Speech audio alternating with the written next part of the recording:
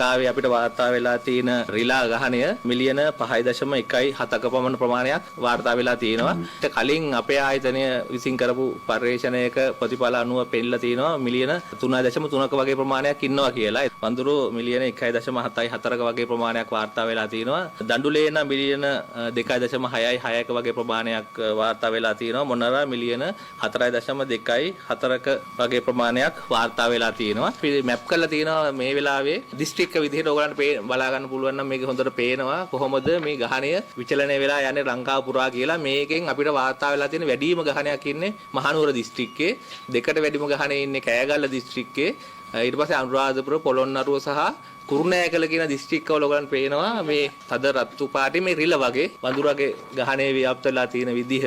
පූජා භූමිය ආශ්‍රිතව තියෙන දිස්ත්‍රික්කවල වැඩි ප්‍රමාණයක් ඉන්නවා. මේ අනුරාධපුරය, හම්බන්තොට, පොළොන්නරුව, දඩුලේනාගේ ව්‍යාප්තිය වැඩිම ව්‍යාප්තියක් පේන්නේ කුරුණෑගල දිස්ත්‍රික්කයේ සහ මොනරාගල දිස්ත්‍රික්කයේ. මේ ඉන්නේ මොනරාගේ ව්‍යාප්තියත් ඒ හා සමානව මේ වියලි කලාපයේ අනුරාධපුර, කුරුණෑගල, මොනරාගල දිස්ත්‍රික්කවල මේ ව්‍යාප්තිය තියෙනවා. දල වශයෙන් ගත්තොත් එහෙම කෑගල්ල දිස්ත්‍රික්කයේ කෑගල්ල ප්‍රාදේශීය ලේකම් කොට්ටාශය, ගලිගමුව ප්‍රාදේශීය ලේකම් කොට්ටාශය, මාවනැල්ල කියන ඒවා ඉතා විශාල ප්‍රමාණයක් මේ සත්තු වාර්තා වෙනවා. ඒ වගේම මහනුවර දිස්ත්‍රික්කයේ ගත්තොත් එහෙම පාත හේවා 60 ප්‍රාදේශීය ලේකම් කොට්ටාශයේ, මැද දුම්බර, හතර ලියද්ද වගේ ප්‍රාදේශීය ලේකම් කොට්ටාශවල දික ව්‍යාප්තියක් මේ සත්තු ඉන්නවා. මේකේ තියෙන තොරතුරු වල නිවැරදිතාවය ගැන ඕන කෙනෙකුට ප්‍රශ්න කරන්න පුළුවන්.